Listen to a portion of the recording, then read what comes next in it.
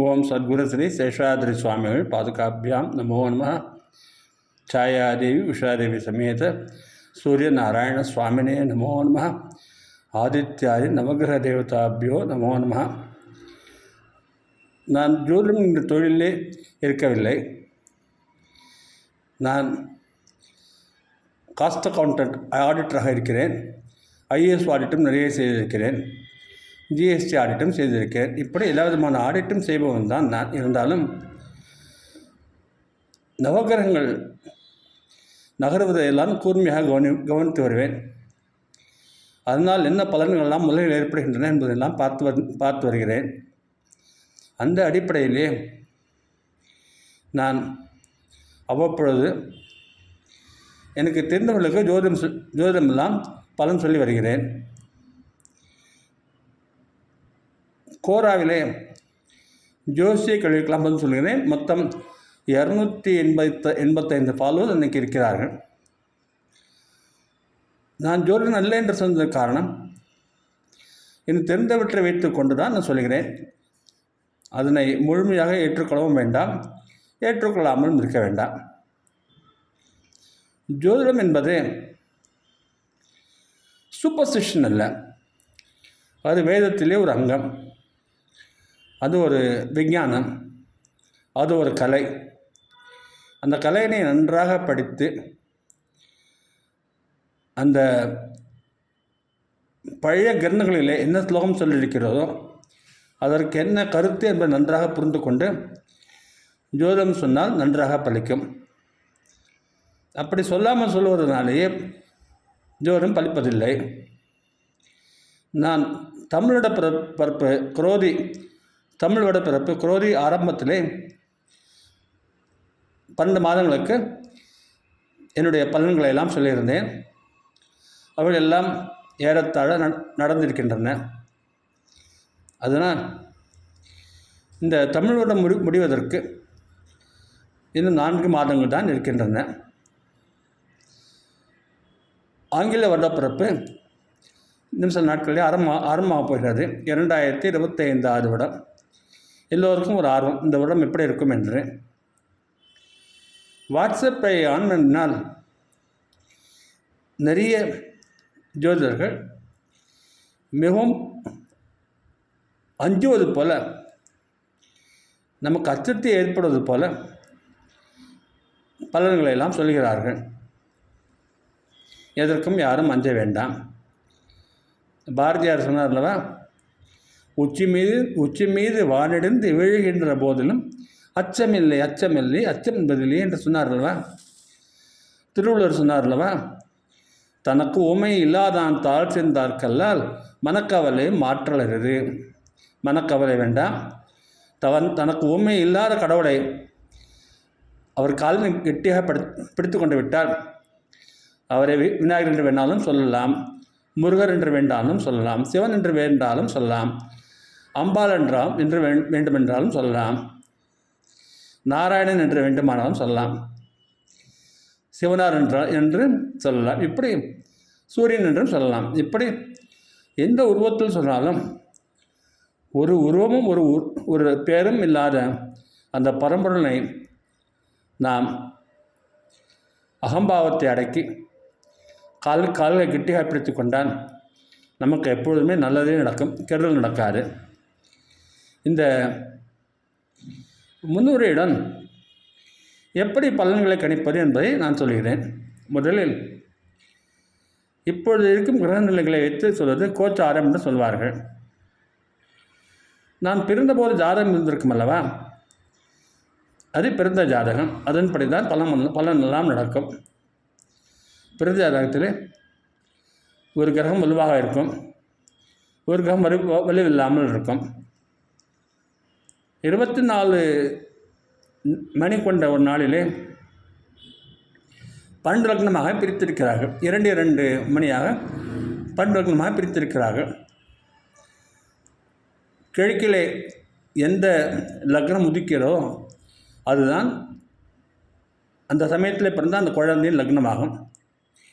உதாரணமாக இன்று மார்கழி மாதம் அல்லவா, மார்கழி மாதத்திலே சூரியன் உதயமாகும்போது தனுலகம் தான் ஆரம்பத்தில் உதயமானது. நேற்று இரவு முடிந்தது விருச்சிக லக்னம். தனு லக்னத்திலிருந்து விருச்சிக லக்னம் வரைக்கும் 12 லக்னங்களும் 12 லக்னங்களாக பிரிக்கப்பட்டிருக்கின்றன. ஆகாசத்திலே நிறைய நட்சத்திரங்கள் நவகிரகங்கள் இருந்தாலும் ஒவ்வொரு லக்னத்திற்கும் ஒரு சில நவகிரகம்தான் நல்ல பலனை கொடுக்கும். ஒவ்வொரு லக்னத்திற்கும் ஒரு சில நவகிரகம்தான் கெடுதல் பலனை கொடுக்கும். இப்படி நாம் சொல்லும்போது நாம் என்ன உணர வேண்டும் என்றால், நாம் போன பிறவில் செய்த தீவினையும் நல்வினையும் இந்த பிறவியிலே நமக்கு பலன்களாக வருகின்றன. நவகிரகங்கள் வேண்டுமென்றே நமக்கு நல்லதும் செய்யவில்லை, கெடுதலும் செய்யவில்லை. நன்றும் தீதும் பிறர் தரவாரா என்று தமிழில் சொல்வார்கள். என்னை மறந்து வைத்துக்கொண்டு நவகிரகங்களை பாவி என்றும் கருணை இல்லாதவன் என்றெல்லாம் சொல்லக்கூடாது. ஏனென்றால் ஒவ்வொரு நவகிரகமும் பல 100 ஆண்டுகள், பல 1000 ஆண்டுகள் தவம் செய்து அந்த தெய்வ நிலையை அடைந்திருக்கின்றன. நம்மை விட பல மடங்கு மிக உயர்ந்த நிலையில் இருக்கின்றன. அதனால் நாம் நவகிரகங்களை வணங்க வேண்டும், வணங்க கற்றுக்கொள்ள வேண்டும். என்ன தவறு நடந்தாலும் நான் ஏற்கனவே செய்த கர்மாவின் வந்திருக்கிறேன் என்று மனது புரிந்து கொள்ள வேண்டும். அந்த கர்மா நம்மை பாதிக்காமல் இருக்க காலையில் எழுந்தவுடன் கடவுளை எண்ணிக்க வேண்டும். இரவு படுக்கும்போது கடவுளை எண்ணிக்க வேண்டும். ஒவ்வொரு நாளும் 12 லக்னம் இருக்குதுன்னு சொன்னேன் அல்லவா?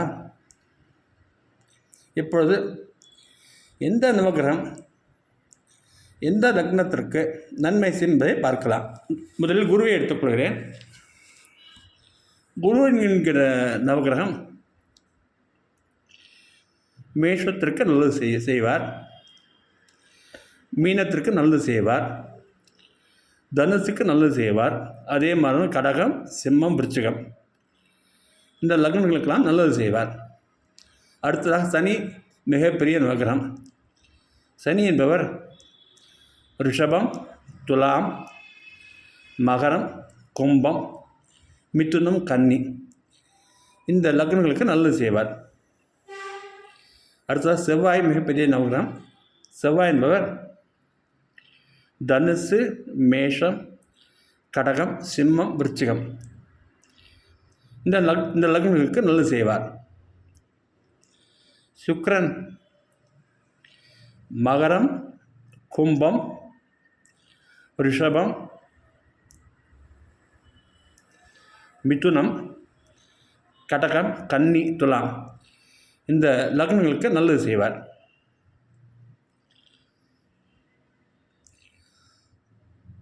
இந்த நல்லது செய்வார் என்று நாம் சொல்லும்போது இதே நவகிரகமே வேறு லக்னங்களுக்கு கெடுதலாக இருக்கும் என்றும் புரிந்து கொள்ள வேண்டும். குரு என்பவர் மகரம், ரிஷபம், துலாம் இந்த 3 லக்னங்களுக்கும் பொதுவாக நல்லது செய்ய மாட்டார். அடுத்ததாக சனி என்கிற நவகிரகம் தனுசு, மீனம், கடகம், சிம்மம் இந்த லக்னங்களுக்கு நல்லது செய்ய மாட்டார். சுக்கிரன் தனுசு, மீனம் இந்த 2 லக்னங்களுக்கும் நல்லது செய்ய மாட்டார். செவ்வாய் கன்னி, மிதுனம் இந்த 2 லக்னங்களுக்கும் நல்லது செய்ய மாட்டார். இந்த நவகிரகங்கள் ஆகாசத்திலே சுழன்று கொண்டே இருக்கின்றன. நாம் பிறக்கும்போது நம் ஜாதகத்திலே எந்த நவகிரகம் இங்கே இருக்கிறது என்றெல்லாம் குறித்து வைத்திருப்பார்கள். குறித்து வைத்துவிட்டு நாம் எந்த திசையில் பிறந்தோம், எந்த புக்தியில் பிறந்தோம் என்றெல்லாம் குறித்து வைத்திருப்பார்கள். தசை, புக்தி, அந்தரம். ஒரு கிரகம் நம் ஜாதகத்தில் நல்ல இடத்தில் அமர்ந்து அந்த கிரகத்தினுடைய தசையும் புக்தியும் அந்தரமும் நமக்கு வரும்போது கோச்சாரத்திலே நல்ல சுகமான இடத்துல இருந்தால் நமக்கு நல்ல பலன் கண்டிப்பாக நடக்கும். ஒரு நவகிரகம் ஜாதகத்திலே இருக்கும் இடமானது சரியாக இல்லை என்றால் அது இப்போ நடக்கும் தசாபுக்தி சரியாக இல்லை என்றால் அந்த நவகிரகம் இப்பொழுது கோச்சாரத்திலே நல்ல இடத்தில் இருந்தாலும் நமக்கு நல்ல பலன்கள் மிக குறைவாகத்தான் இருக்கும். இருக்கவே இருக்காது என்று சொல்லலாம், அல்லது மிக குறைவாக இருக்கும் என்றும் சொல்லலாம். ஒரு நவகிரகம் நம் ஜாதகத்திலே நல்ல இடத்தில் இருக்கிறது. ஆனால் இப்பொழுது கோச்சாரத்திலே மிக மோசமான இடத்தில் இருக்கிறது என்றால் அந்த கெட்ட பலன் நமக்கு நிறைய இருக்காது, குறைவாகத்தான் இருக்கும். ஒரு நவகிரகம் ஜாதகத்திலே நான் பிறந்த ஜாதகத்திலே மிக மோசமான இடத்தில் இருந்து இப்பொழுது கோச்சாரத்தில் மிக மோசமான இடத்தில் இருந்தால் கெட்ட பலன்கள் மிக அதிகமாகத்தான் இருக்கும். நான் ஏற்கனவே சொல்லியிருந்தேன், ஒவ்வொரு நவகிரகத்திற்கும் எந்த லக்னத்திற்கு நல்லது, எந்த லக்னத்திற்கு கெடுதல் என்றெல்லாம் சொல்லியிருந்தேன். இப்பொழுது இன்றைய தேதியிலிருந்து மார்ச் மாதம் 31ஆம் தேதி வரை அந்த நவகிரகம் எந்த இடத்தில் நகர்கிறது என்றெல்லாம் பார்க்கலாம். முதலில் குருவானவர் இப்பொழுதிலிருந்து பிப்ரவரி மாதம் 4ஆம் தேதி வரை ரிஷபத்திலே நேராக செல்கிறார். பிறகு வருடம் முடியும் வரை ரிஷபத்திலேயே வக்கரமாக செல்கிறார். வக்கரமாக செல்கிறார் என்றால் பின்பக்கமாக வருகிறார் என்று புரிந்து கொள்ள வேண்டும். உண்மையாக அப்படி நடப்பதில்லை. பூமியின் வேகம் அந்த கிரகத்தின் சுழற்சி வேகத்திட கூடுதலாக இருந்தால் இந்த நவகிரகம் நேராக போனாலும் பூமியிலிருந்து பார்க்கும்போது பின்னாடி வரும்போது தான் இருக்கிறது. இது உண்மை என்றாலும் பொதுவாக ஒரு நவகிரகம் பின்னாடி வரும்போல் இருக்கிற போது அதற்கு பலன் ஜாஸ்தி தான். அதனால் குரு பகவான் ரிஷபத்தில் இருக்கும்போது பிப்ரவரி 4 வரை நேராக செல்லும்போது ஒரு விதமான பலமும் அதற்கு பிறகு அதைவிட கூடுதலான பலத்துடன் இருக்கிறார். பொதுவாக குரு பகவான் ரிஷபத்திலே இருக்கும்போது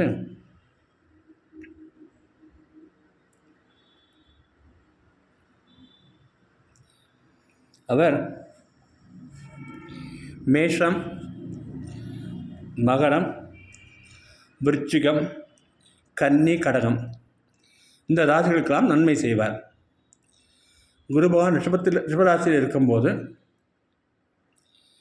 மேஷம், மகரம், விருச்சிகம், கன்னி, கடகம் இந்த ராசிகளுக்கு நல்லது செய்வார். ஒரு நாளில் 24 மணி நேரத்திலே 2 மணி நேரமாக நிறைய லக்னமாக 12 லக்னமாக பிரித்திருக்கார் என்று சொல்லியிருந்தேன். அதே மாதிரி ஒவ்வொரு நாளும் எந்த நட்சத்திரத்தில் சந்திரன் நிற்கிறாரோ அதை தான் அவர்கள் பிறந்த நட்சத்திரமாகவும் அந்த நட்சத்திரம் எந்த ராசியில் இருக்கிறதோ அதுதான் அவருடைய ராசியாகவும் சொல்வார்கள். ராசியை வைத்து கொண்டு தான் கோச்சாரத்திலே பலன்களை எல்லாம் சொல்வார்கள். ஒருவர் தனுலகத்தில் பிறந்திருக்கிறார், அவருடைய நட்சத்திரம் ஹஸ்தம் என்று வைத்துக் கொள்ளுங்கள். ஹஸ்தம் என்பது கன்னியா ராசியில் வருகிறது. அதனால் அவர் தனுலகத்தில் பிறந்திருந்தால் கூட கன்னியா ராசிக்கு என்ன கோச்சாரத்தில் என்ன பலனோ அதைத்தான் எடுத்துக்கொள்ள வேண்டும். அம்மாதிரி பார்க்கும்போது வேறு ராசிகளுக்கு குரு மேஷம், மகரம், விருச்சிகம், கன்னி, கடகம் இந்த ராசிகளுக்கெல்லாம் நல்லதெல்லாம் செய்வார். குரு பகவான் இந்த கோச்சாரத்திலே துலா ராசிக்கும் தனுர் ராசிக்கும் சுமாரான பலன்கள் தான் கொடுப்பார். துலா ராசிக்கு மிகவும் மோசமாகத்தான் இருக்கும் குரு பகவான் பலன். இது குரு பகவானை பொறுத்தது. அடுத்தது சனி பகவான் தனுர் ராசி, கன்னியா ராசி, ரிஷபராசி, மேஷராசி.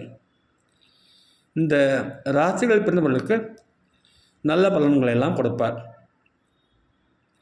கடகராசி, கும்பராசி, மீனராசி. இந்த ராசியில் பிறந்தவர்களுக்கு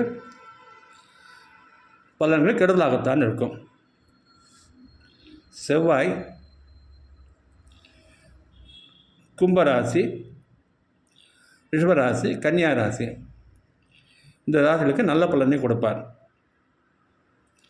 மேஷராசி, மகர ராசி, சிம்ம ராசி. இந்த ராசிகளுக்கு பலன் சுமாராகத்தான் இருக்கும், மோசமாகவும் இருக்கும். ராகு மகரம், துலாம்,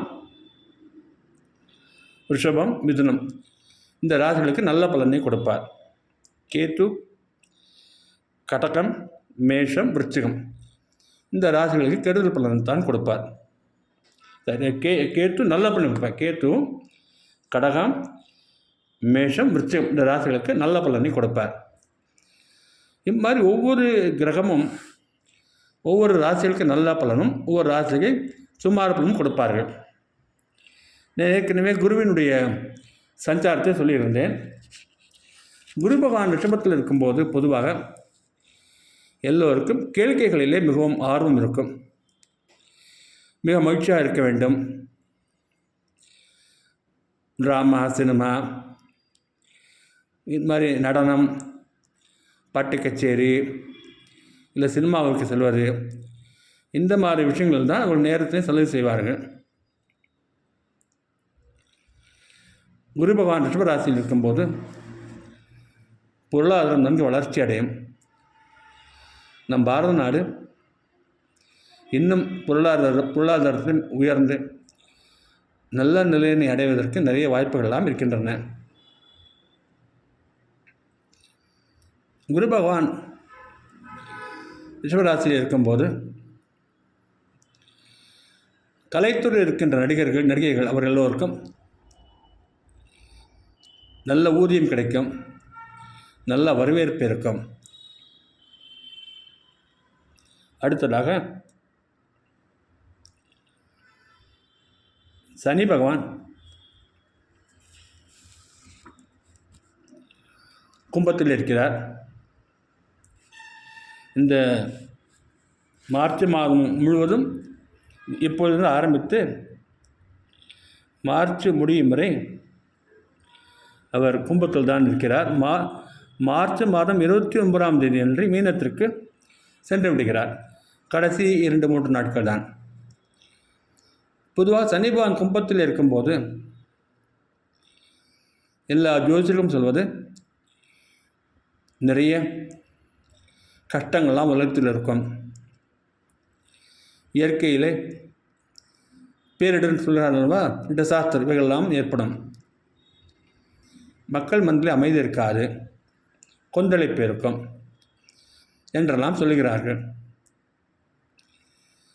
ஓரளவு இவையெல்லாம் உண்மைதான். இருந்தாலும் சனிபான் கும்பத்தில் இருக்கும்போது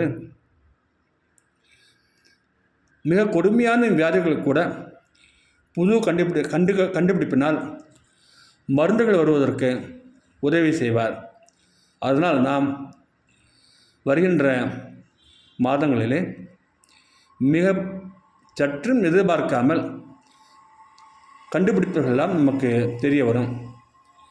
அவ்வாறு கண்டுபிடிப்பது மருந்துகள் விலைகள் மிகவும் குறைவாக இருக்கும். சாதாரண மக்கள் அதனை வாங்கி சாப்பிடுமாறு இருக்கும். இதனால் வியாதிகளுக்கெல்லாம் பர்மனெண்ட் லாங் டேர்ம் நிவாரணம் கிடைப்பதற்கு வாய்ப்பு இருக்கிறது. சனிபான் தன்னுடைய பார்வையினால் 7வது பார்வையாக சிம்ம ராசியை பார்க்கிறார். சிம்மராசி என்பது அரசர்களுக்கு உரியது. சிம்மராசி யுனைடெட் கிங்டம் சொல்கிறோம் அல்லவா, இங்கிலாந்து என்று சொல்கிறோம் அல்லவா, அந்த நாட்டிற்கு மிகவும் முக்கியமானது. சனி பகவான் சிம்மத்தினை பார்ப்பதனால் பரம்பரையாக அரசாட்சி செய்யும் அரசர்களுக்கு கெடுதல் தான். அது மட்டுமல்ல, பரம்பரையாக வாரிசாக தன் வீட்டில் இருப்பவர்களை பதவியில் அமர்த்த நிற்பவர்களுக்கும் கெடுதல் தான். அவள் எளிதாக அவர்களால் செய்ய முடியாது. சனி பகவான் அதனை தடுத்து விடுவார். இங்கிலாந்து நாட்டிற்கு நிறைய கெடுதல்கள் எல்லாம் இருக்கின்றன. அங்கு பொருளாதாரம் மிக மோசமாக இருக்கும். வேலையில்லா திண்டாட்டம் மிக அதிகமாக ஆகிவிடும். மக்கள் கொந்தளிப்பெல்லாம் ஏற்படும். இதே மாதிரி சுக்கிர பகவான் இப்பொழுது மகரத்தில் இருக்கிறார். டிசம்பர் மாதம் 28ஆம் தேதி அன்று கும்பத்திற்கு செல்கிறார். ஜனவரி 28ஆம் தேதி அன்று மீனத்திற்கு செல்கிறார். மார்ச் மாதம் 2ஆம் தேதி அன்று வக்கரமாக ஆகிவிடுகிறார். சுக்கிரன் மகரத்திலும் கும்பத்திலும் இருப்பது அவருக்கு மிக பலமானது. அதனால் கலைஞர்கள் எல்லோருக்கும் மிக நல்ல நேரமாக இருந்திருக்க வேண்டும்.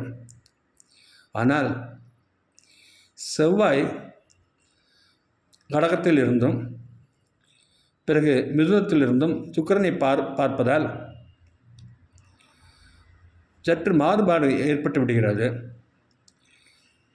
பெண்கள் மிக கவனமாக இருக்க வேண்டும். பெண்கள் ஆண்களுடன் பழகும்போது மிகவும் ஜாக்கிரதையாக இருக்க வேண்டும். தவறுகள் நடப்பதற்கு வாய்ப்பு இருக்கிறது.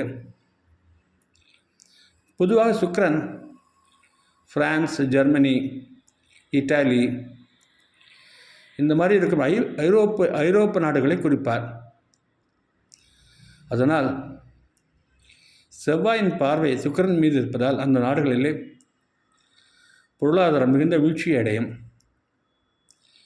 இந்த நாட்டில் நிறைய குழப்பங்கள்லாம் ஏற்படும். இந்த நாட்டிலே பூகம்பமும் வால்கனோன்னு சொல்கிறார்களா வால்கனோவும் மிக பெருத்த மழையினால் வெள்ளமும் இதெல்லாம் நடப்பதற்கு நிறைய வாய்ப்புகள்லாம் இருக்கின்றன. அடுத்ததாக செவ்வாய் தற்போது கடகத்திலே வக்கரமாக இருக்கிறார். ஜனவரி 21ஆம் தேதி அன்று மிதுனத்திற்கு செல்கிறார்.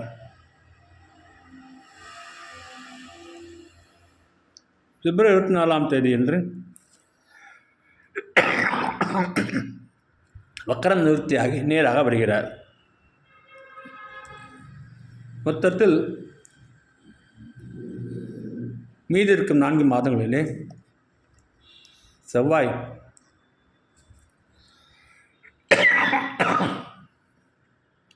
கடகத்திலும் மிதுனத்திலும் தான் இருக்கிறார். பொதுவாக செவ்வாய் வக்கரமாக இருக்கும்போது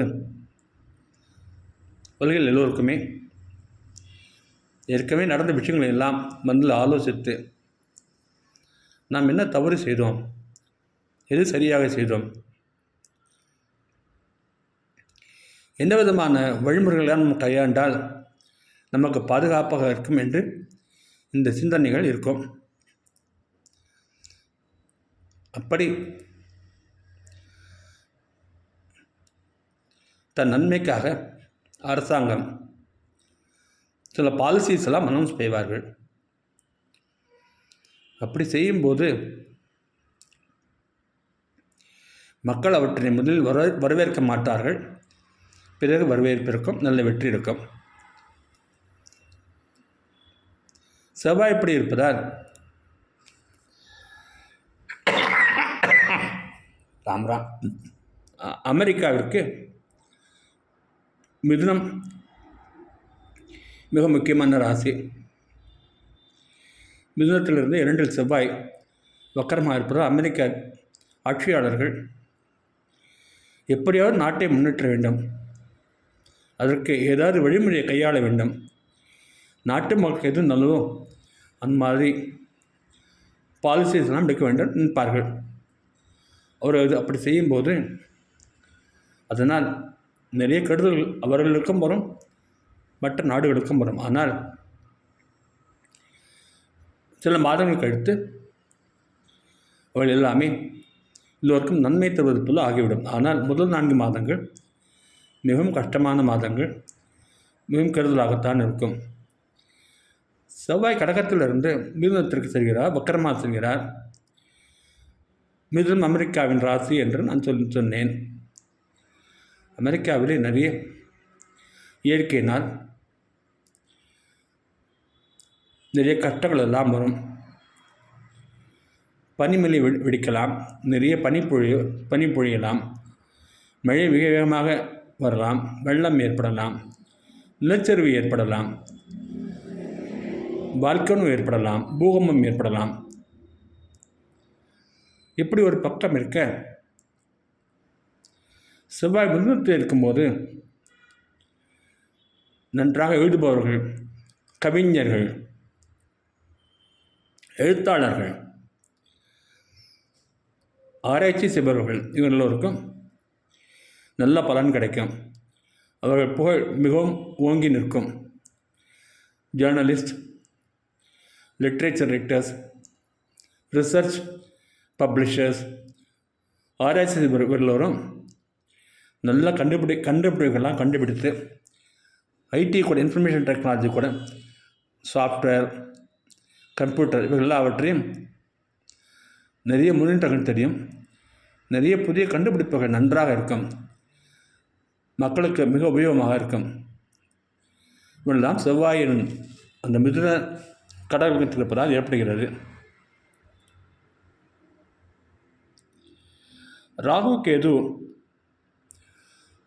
ராகு மீனத்தில் இருக்கிறார், கேது கன்னியில் இருக்கிறார்.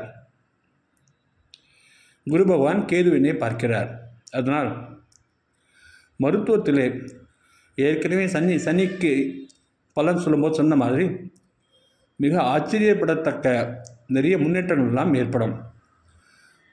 புதிய மருந்துகள்லாம் கண்டுபிடிக்கப்படும். கஷ்டமான வியாதிகள்லாம் குணமாகிவிடும்.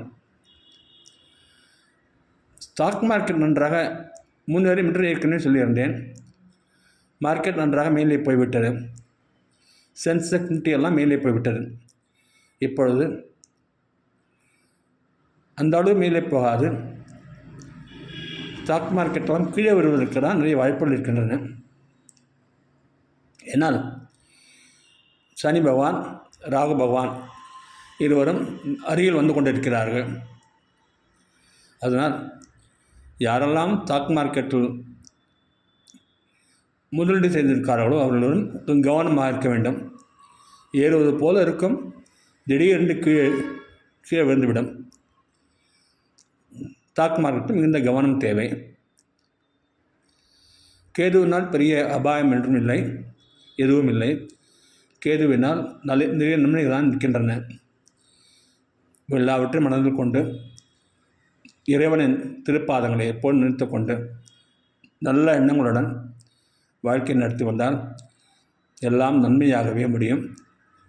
அடுத்த தமிழ் வருடம் ஆரம்பிக்கிற போது புதிய வருடம் 2025 ஏப்ரலிலிருந்து 2026 மார்ச் வரைக்கும் என்னவெல்லாம் நடக்கலாம் என்று எனக்கு தோன்றுகிறதோ அந்த கருத்துக்கள் எல்லாம் நான் பகிர்ந்து கொள்கிறேன்.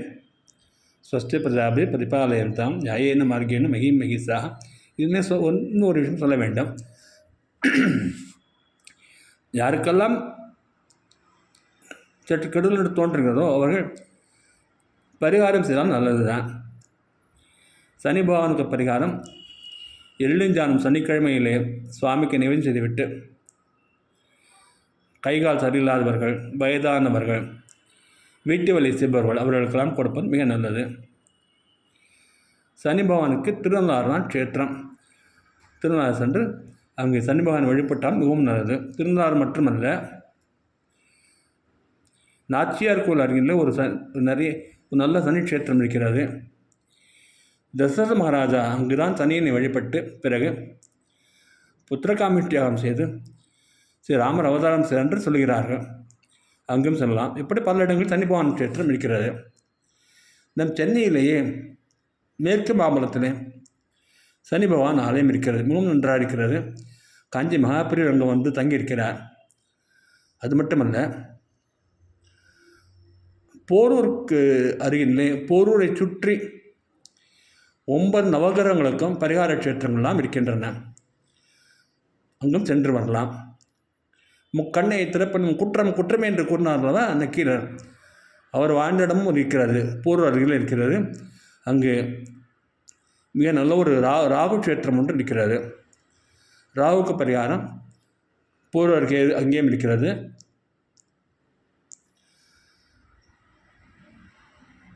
கும்பகோணத்திலே திருநாகேஸ்வரம் இருக்கிறது. ஆந்திராவில் காளஹஸ்தியும் இருக்கிறது. ராகுவிற்கு பரிகாரம் லெப்பர்ஸ் சொல்கிறார்கள், குற்றம் உள்ளவர்கள், அவர்களுக்கு ஏதாவது செய்தால் மிகவும் நல்லது. ராகுவிற்கு பரிகாரம் துர்கையை வழிபடுவது, ராகு காலத்திலும் செய்யாமல் இருப்பது. ராகு காலத்தில் ஆரம்பிக்கலான்னு கூடாது. ஏற்கனவே ஆரம்பித்திருந்தால் அது ராகு காலத்திலே தொடர்ந்து செய்யலாம். ராகு காலம் முடிவிலே துர்கை வழிபாடு செய்யலாம். துர்கை சித்து என்று பெரிய மகான் இருந்தார். அப்படித்தான் அவர் எல்லோருக்கும் சொல்லியிருக்கிறார். அவர் செய்வது சரிதான் என்று காஞ்சி மகாபெரியவர் சொல்லியிருக்கிறார். கேதுவிற்கு கும்பகோணம் அருகே திருப்பாம்பரம் என்று ஒரு க்ஷேத்திரம் இருக்கிறது. அங்கே சொல்லலாம். விநாயகர் எங்கு வணங்கினாலும் அது கேதுவுக்கு பரிகாரமாக அமைகிறது.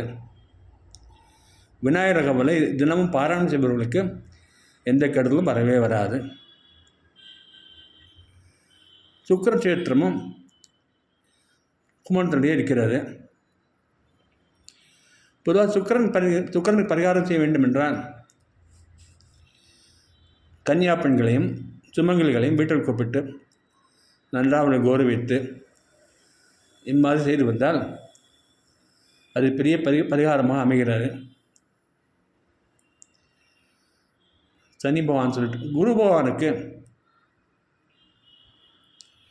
வியாழக்கிழமை இருந்து விரதம் இருந்தால் நல்லது.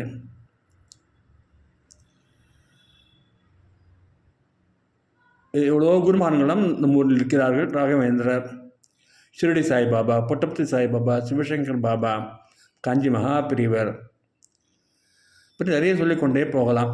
ஆதிசங்கரர், ராம பரமஹம்சர், ஸ்ரீ ராமானுஜர், இப்படி ஏதாவது ஒரு குருவிற்கு பூஜை செய்தால் நல்லது. சிவன் கோவிலிலே நவகிரகத்தில் குரு இருக்கிறார். அவருக்கு கொண்டல் சுண்டல் ஏதோ சொல்வார். அந்த சுண்டலால் மாலையை செய்து அவருக்கு அணிவித்தால் மிக நல்லது. செவ்வாய்க்கு பரிகாரம் உப்பில்லாமல் சாப்பிடுவது. குருவின் க்ஷேத்திரம் திரு ஆலங்குடி கும்பகோணம் வரையே இருக்கிறது. திருச்செந்தூரும் செல்லலாம். திருச்செந்தூருக்கு விசாக நட்சத்திரத்தில் பிறந்தவர் சென்றால் கெடுதலாக ஆகிறது என்று சில ஜோசியர்கள் சொல்கிறார்கள். அதை மனதில் கொள்ள வேண்டும். ஒவ்வொரு நட்சத்திரத்திற்கும் ஒரு கோவிலுக்கு சென்றால் நல்ல பலன் ஏற்படுவதில்லை என்று ஆராய்ச்சி செய்து சொல்கிறார்கள். செவ்வாய் பகவானுக்கு வைத்தீஸ்வரன் கோவில் தான் பரிகார க்ஷேத்திரம். செவ்வாய்க்கிழமை என்று உப்பு இல்லாமல் சாப்பிடுவது, பழமோதிரம் அணிவது, இதெல்லாம் செவ்வாய்க்கு பரிகாரமாக சொல்கிறார்கள்.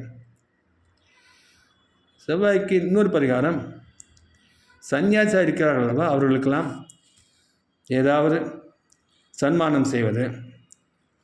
குருவுக்கு பரிகாரம் வேதம் படித்த பிராமணர்கள், வைதிகர்கள், அவர்களுக்கெல்லாம் சன்மானம் செய்வது நல்ல பரிகாரமாக அமைகிறது. சனி பகவானுக்கு பரிகாரம் வீட்டில் வேலை செய்யும் சாதாரண பெண்கள், தொழிலாளர்கள், இப்படிப்பட்ட மக்களுக்கு நல்ல வார்த்தையை பேசி அவர்களிடம் மரியாதையாக நடந்து கொண்டு அவர்களுக்கு தேவையானவற்றை செய்துவிட்டால் பரிகாரம் என்று சொல்கிறார்கள். இப்படி எல்லா தெய்வத்திற்கும் பரிகாரம் இருக்கிறது. சென்னை போரூரை சுற்றி எல்லா பரிகார க்ஷேத்திரம் இருக்கிறது. சென்று வந்தால் மிக நல்லது. இத்துடன் இந்த உரையினை முடித்துக்கொள்கிறேன். ஸ்வஸ்தி பிரதாபே பரிபாலயந்தாம் நியாயேன மார்கேண மகீசாக கோபிராமணேபியோ ஸ்வமஸ்து நித்யம் லோகா சமஸ்தா சுகினோ பவந்து. காயேன வாசா மனசா இந்திரியர்வா புத்தியாத்மனா வா பிரகிருதே சுபாவாத் கரோமி யத் சகலம் பரஸ்மை நாராயணாயேதி சமர்ப்பயாமி.